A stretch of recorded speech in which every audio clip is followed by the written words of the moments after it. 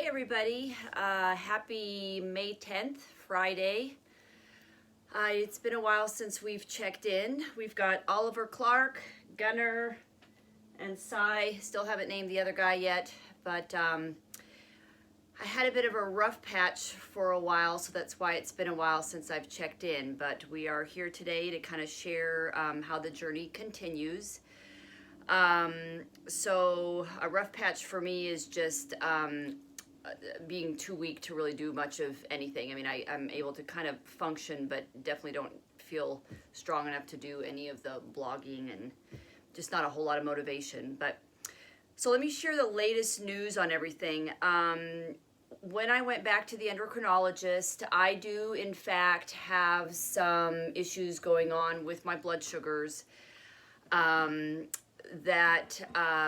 Basically what she said to me was, if I wasn't eating as healthy as I do, which basically means I do practically no processed sugars, all my meals are a lot of vegetables, very minimal fruit, clean proteins, everything very plain, no processed foods, all of that. If I didn't do all of that, I would be diabetic. So she, and even doing all of that, eating as well as I am right now, she still wants to put me on a low dose of some diabetic medication in order to help get my insulin levels a little bit more regular, because they tend to be running really low. And there's no really other explanation as to why. So I haven't tried the medication yet. I'm a little bit pill phobic because I have such an overly sensitive body. I mean, I was all jacked up just from trying to take the antibiotic after surgery. So anyway, right now I'm just trying to kind of ride it out a little bit and see if this healing journey that I'm on will just kind of, my body will start resetting itself and maybe I won't have to go on the medicine, but we'll see. So that's what's going on with that. And I think what I really want to clarify to everyone is what happens, I think, for a lot of us in this illness is we oftentimes go to doctors and we can't get answers as to why we're as sick as we are. And on my particular journey, what has happened for me is there's this frustration that kicks in because I go to the doctor and I guess I'm hoping that I'm going to go and they're going to give me some idea of what I can do to help myself. And that's not medication, because I'm not leaning on medicine, but like, that they'll say, okay, this is what you've got going on and this is what you can do to rectify it. And so I do go to the doctors and they tell me these things that I can do. I can eat better, I can meditate, I can, learn balance, all these different things. And all of those things that I'm doing, I'm still having such a tough time just existing in life right now because I'm just not well. So I get frustrated because it's like I want answers and I want something to help me be better, and I'm not really getting that. So I just hope that getting the implants out was my answer, and that it's just going to take time and my body's got to recalibrate. I do feel better all the time. So even though I'm having these ups and downs, the roller coaster ride's pretty intense. I do feel like I am healing. It's just really slow going. I know I keep saying that, but I'm still like shocked at how slow it is. So anyway, I wanted to do a little bit of show and tell with you guys today. So I want you guys to see this big pile of papers. I don't know, I haven't measured how tall it is, but it's pretty tall. It's pretty darn heavy. This is my medical record from January to present. And this just shows what this illness did to my body, all the tests that they had to run, all of the different doctors that I had to see, everything. So this is in the medical world. This is not even alternative medicine. This is the actual medical world. That's only from January. So that's only like 3-4 months or so. Go back to my whole life since I got implants, which, I got them, it's been 28 plus years now.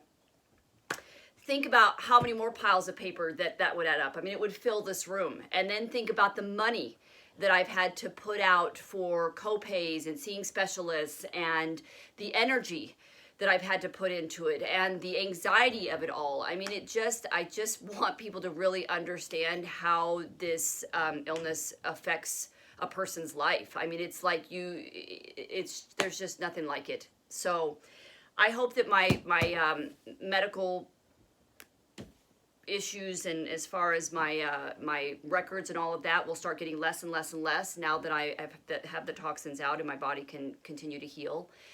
That being said, I am still having to try a lot of different alternative modalities to try and at least even be able to function in this life, because my body is so damaged from the toxins and just everything.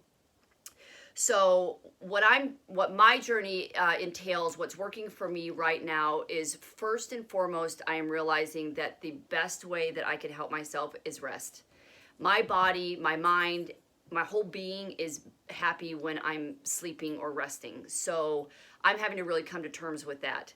I keep trying to reintegrate into my life and try and get my life back. And that is not, I think for a lot of us that have gotten really sick, that's not necessarily the way this is going to play out. We have to just allow it to happen.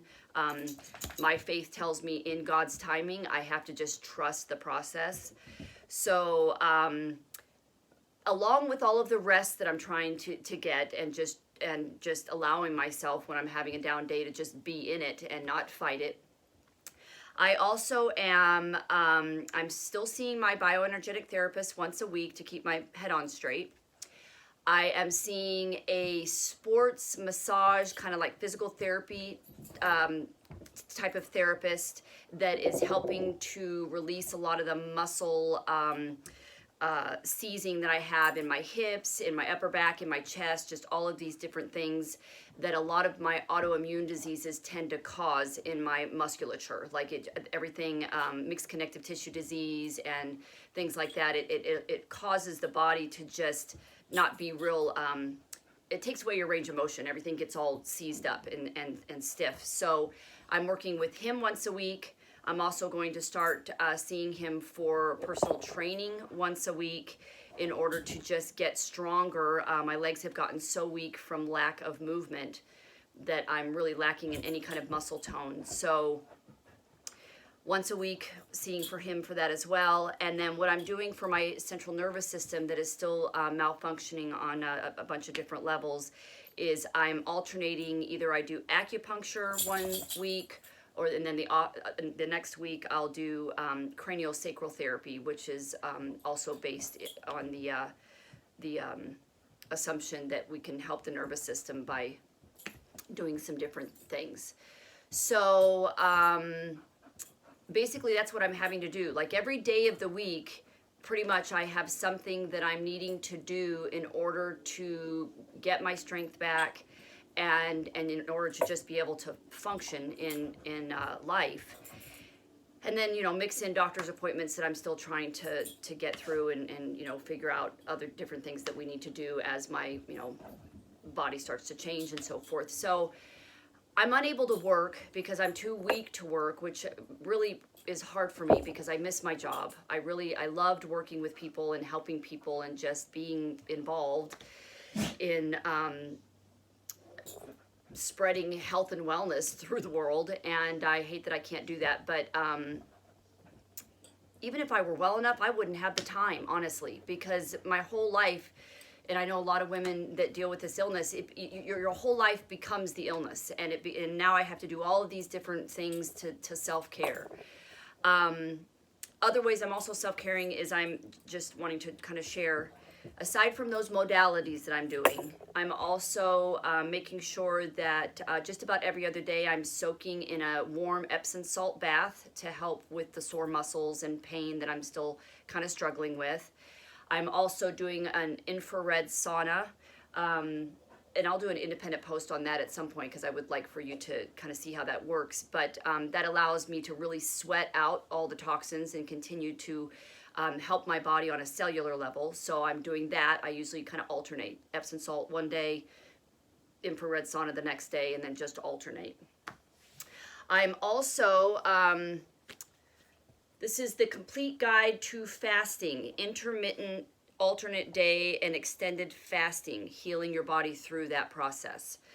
A good friend of mine, Helen, thank you, put me onto this. This is something that she was trying because she has dealt with chronic migraines for a lot of her life, and going through menopause, it's gotten even worse. So I'm trying this with her as well. What I'm hoping it will do is, by doing this intermittent fasting, and I'm kind of doing it very mildly because I need to be very cautious not to lose weight. I'm doing it to where I'm allowing myself either a 6 or an 8 hour window within the day to get in my caloric intake. So what I need to do, I kind of know how many calories I need in a day. So I get it in that window, and then you basically stop eating for that period of time. So let's say if I'm doing an 8 hour window, I eat breakfast at 9, I continue to eat my meals. I eat like 3 meals in that time from 9 and then I stop eating at 5 p.m. So then from 5 to 9 o'clock the next morning, my body is fasting. And what that fasting does, hey, quit, guys, sorry. What that fasting does is allows my body to not put so much energy into digestion. I never really thought about that until Helen and I started talking about it, how much energy it takes for your body to have to digest food. And I've always been one that eats consistently throughout the day because my blood sugars are so kind of off. But because I also, back when I was a trainer, would burn so many calories throughout the day. So I was just always eating to keep up the energy. But now that I'm in healing mode and I'm resting a lot more, I'm allowing my body to take that time, that 16-hour or maybe an 18 to a 20-hour fasting time, to just be focused on healing my body and not working on digestion. So there's no energy going to that process, and it just allows my body to heal. So I do highly recommend this for a lot of reasons, not just for people that are healing on this particular implant illness journey, but for a lot of things. It's very fascinating. So I highly recommend that you look into intermittent fasting. Another book I'm reading,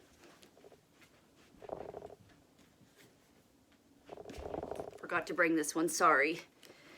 Mind Over Medicine. I don't know if you can see that or if there's a glare. Anyway, Mind Over Medicine, Scientific Proof That You Can Heal Yourself by Lissa Rankin.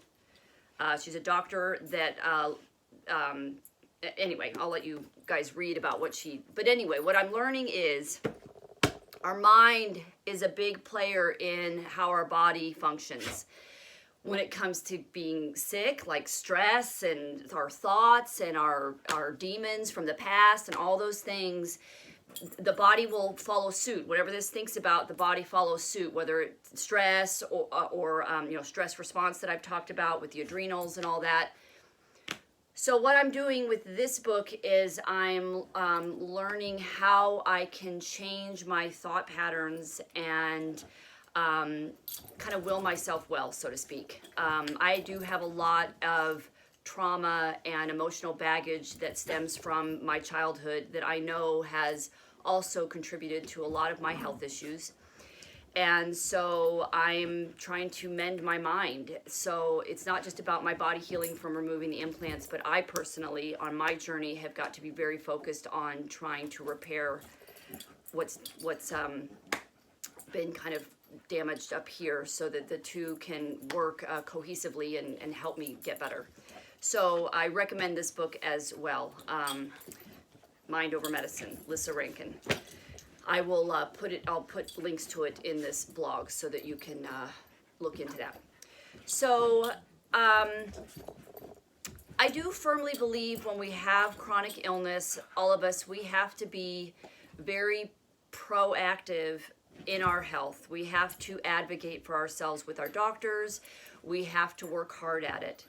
But I also had a very eye-opening prayer Bible study morning where God kind of said, I need you to back off a little bit and just let me do what I need to do. And that requires you to rest. So as much as I'm okay with doing these different modalities, reading some books, doing my research, seeing the doctors, I am really slowly but surely coming to terms with the fact that I fully have to let go and let God handle this journey, because ultimately it's in his hands anyway, and I need to do my part to be a team player in it, but I also kind of need to get out of the way and just trust that I am going to heal from this. I have to believe that in my heart.